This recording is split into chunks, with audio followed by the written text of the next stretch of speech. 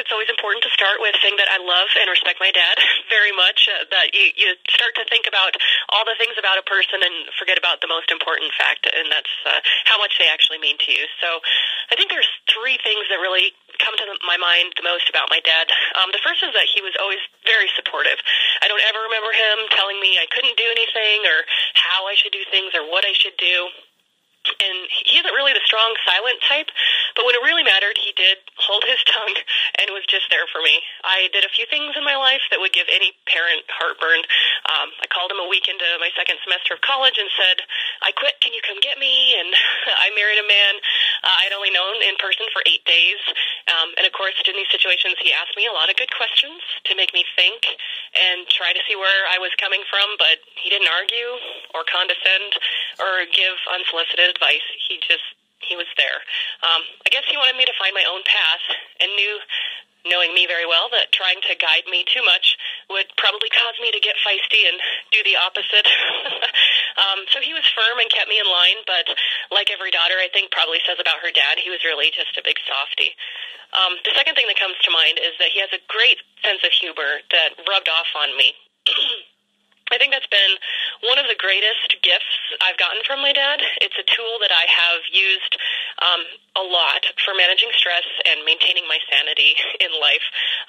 One time we were all watching him out the window as he shoveled snow, and so he put on this big show pretending to have a heart attack, and he was just always doing goofy stuff like that. So humor has always helped me keep things in perspective and not take any situation, or especially not take myself too seriously, which is an incredibly important lesson, I think.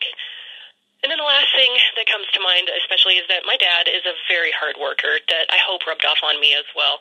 He worked in the oil fields when I was young and then ran the furniture and flooring business that my grandpa owned before him, and that entails working 6 days a week and usually stopping in on evenings and Sundays, and he continues to work. I just can't get him to retire, and I don't think he would be happy if he did.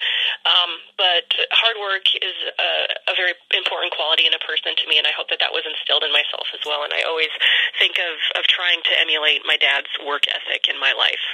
But I also think it's very important that my dad taught me to be true to my word and to treat the person in diamonds the same as the one covered in cow manure.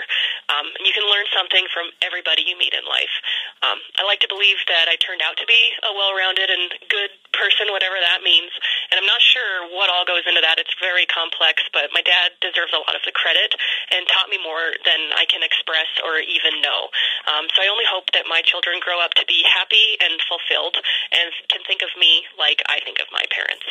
I guess in many respects I'm fortunate in that I came from a very large family.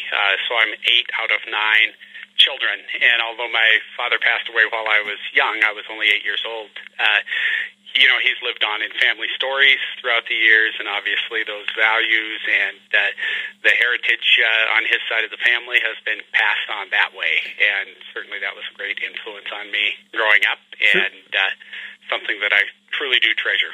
What kind of memories have been brought down to you that are special to you, that help you perhaps understand which direction you took in life? Well, my father was very proud of Irish heritage, so there were a lot of old Irish songs. He was a man of great faith, and that faith has been passed on not only to me, but obviously on to the children that I now have. And just the stories. He was a small businessman.